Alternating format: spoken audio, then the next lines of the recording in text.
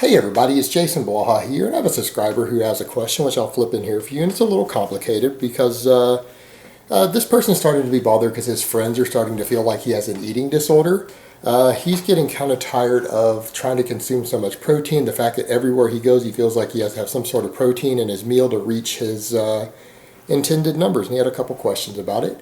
So let me just put on my +5 hat of weaponsmithing, do a little bit of crafting, and let's go into some further detail on this. All right, you know what? We get into the point of an eating disorder to when you're at a point to where your eating pattern or whatever's going on with your eating either becomes a direct risk to your health or it starts to cause you emotional distress or anxiety in some way. All right, so it sounds like if you're at a point where even your friends are like telling you they think you have an eating disorder, you probably do, because you're at a point to where your friends are noticing that you're obsessing over this, or they wouldn't be commenting. And when you say friends, this means multiple people have now discussed this with you. All right, when multiple people who know you and care about you think you have an eating disorder, they can see that you're distressed. They can see that you're obsessed. That's not a good sign. You very well might. And, you know, disordered eating is really, really common in the fitness world. It's very common among people who are fitness-oriented, everything else, because so many people put so much effort into healthy eating, and of course many people in the industry have caused eating disorders. This obsession with protein can be one. Various forms of orthorexia can be eating disorders. Probably something I can discuss later. But yeah, a lot of fad diets out there can become vehicles for eating disorders, for various things like orthorexia nervosa. But in your case, a protein obsession, when you're at the point to where it causes you distress, that you might not get enough protein in one meal to do what you're trying to do, yeah, that's a problem. And you even said in there you're getting tired of having to buy protein shakes and protein bars and all this stuff to reach these numbers. And it sounds like you're trying to hit the numbers that we're talking about for cutting, because you're saying, 1.8 grams per kilogram of body weight per Eric Helms for cutting. But, here's what I would say. How long are you cutting? Because if you're doing this for a prolonged period of time, your friends are talking about an eating disorder and you're getting tired of this. I would say, how long have you been cutting?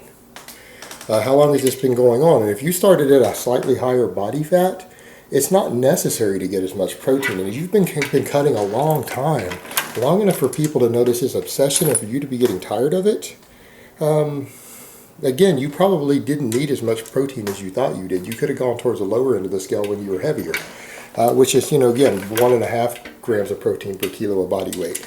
But you know what? That's not much, because let's say you weigh 90 kilos. That's only about 140 grams of protein. All right, it is so easy to get 140 grams of protein that I'm surprised you feel like you're needing to take extra protein anywhere. I can't imagine any active, healthy male struggling to get 140, 150 grams of protein on a balanced diet. And here's what I mean. You could probably find 2 little chicken breasts that you could eat, one in the morning and one in the evening, at 50 grams of protein each. 1,500 calories of pasta has more than the rest remaining. All right? It isn't difficult at all to eat even a 2,000 calorie diet. And I'm going to assume if you're an active, healthy male who is lifting weights and doing cardio, you probably could be losing body fat on as much as like 2,500 calories. Now, 2,500 calories, again, go back and do the math. 1,500 calories of pasta probably has 70 to 80 grams of protein in it, spread out through the day. You could eat a chicken salad in somewhere that has 50 or 60 that probably has 300 or less calories. You see where I'm going with this? You could seriously eat a little bit of chicken or Greek yogurt twice a day and fill your rest of your day with just normal foods and easily hit these numbers. So if you're feeling the need to obsess that every meal that you eat, you're having to add extra protein in, and it's starting to distress you, then yeah, it sounds like you do have an eating disorder. And it might be time to step back and just lower your protein. You know what? You're only talking about needing these higher protein numbers when you're trying to lose pretty hefty amounts of body fat and get down pretty lean. And you don't even have to probably lose much weight.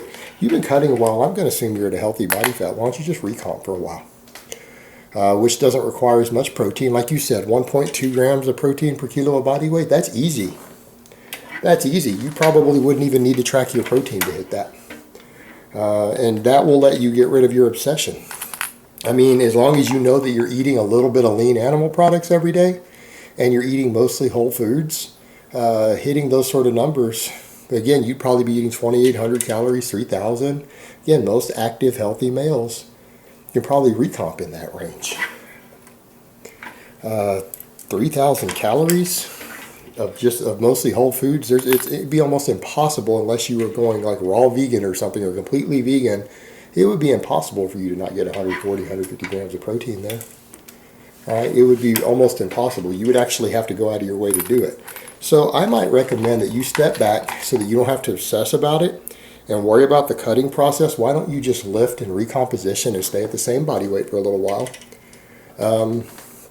Just eat roughly your maintenance calories and eat mostly whole foods. And you know what? You don't have to eat a high protein food at every sitting. You know what? Your normal foods have protein in them. I promise you there's probably in any normal meal that you eat of just normal foods without even looking at the protein content, unless you're eating a bunch of processed garbage, you're probably getting 30 or 40 grams of protein in any meal you eat. Again, when you start throwing whole grains or a little bit of lean meat or a little lean dairy, fat-free dairy and stuff, it's really easy to hit those. Sometimes it's possible to hit those numbers on a totally vegan type meal. You wouldn't even necessarily need to eat meat. And I'm not promoting veganism here, but I'm just kind of pointing out, most people do agree you probably only need something in the range of 30, 40 grams of protein in a meal to really hit like your anabolic threshold. And I linked some studies a while back with that showing people who don't do full body training don't even need that, like 20 grams post-workout maximize their anabolic response as far as muscle protein synthesis. Because people who aren't training full body just aren't stimulating as much muscle tissue growth and adaptation in one workout because they're isolating half of their body, splitting things up. So, it's no need for you to worry about it that much. And that's the thing. This industry, and he noted that in there, he's like, kind of blame the industry in his comment. This industry has caused people to be obsessed over protein. And when we reach a point to where you have an obsession over a macronutrient or a food source to the point to where you have anxiety about needing to eat this all the time, to the point to where your friends and your family are saying, hey, this is kind of weird, I think you got an eating disorder, and you probably do. And this industry thrives on that. They love creating eating disorders. Eating disorders are good business for them. Hell, eating disorders have become almost an industry in the whole health and fitness world. Health and fitness, in parentheses there, quotations I mean, because they can make money on it. They can sell you all sorts of crap you don't need. But the truth is, if you're eating a balanced, healthy diet consistent of mostly whole foods, unless you're trying to lose weight rapidly, you're probably getting enough protein to hold on to your muscle. You're probably getting enough protein to recomposition. Again, unless you're going out of your way to eat a low protein or a low calorie diet, it really isn't that difficult. It's not so difficult that you need to obsessively track it in any way. And again, what a lot of guys find is that if you were to just quit tracking this stuff and just eat normal foods and throw in a little bit of lean protein here and there, extra stuff, but eat normal, what you would just think of as normal healthy foods, mostly unprocessed foods, tons of guys would be shocked if they stopped tracking and then they were to go start tracking later and figure out what they had eaten last week. When they start tracking again, they're eating sometimes 200 grams of protein without tracking anything.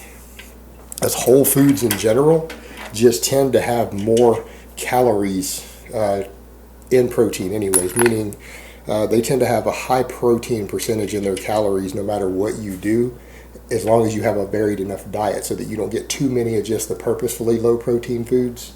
It's actually pretty hard to not hit your numbers.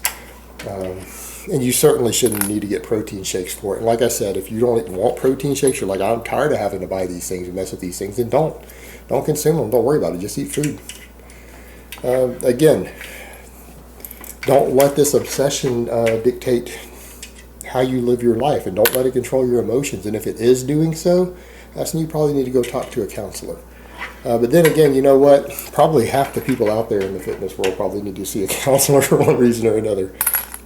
Because many people, if they didn't come in with a disorder, once they've been hanging around the online fitness world for a little while, they develop one. And that's just an unfortunate fact.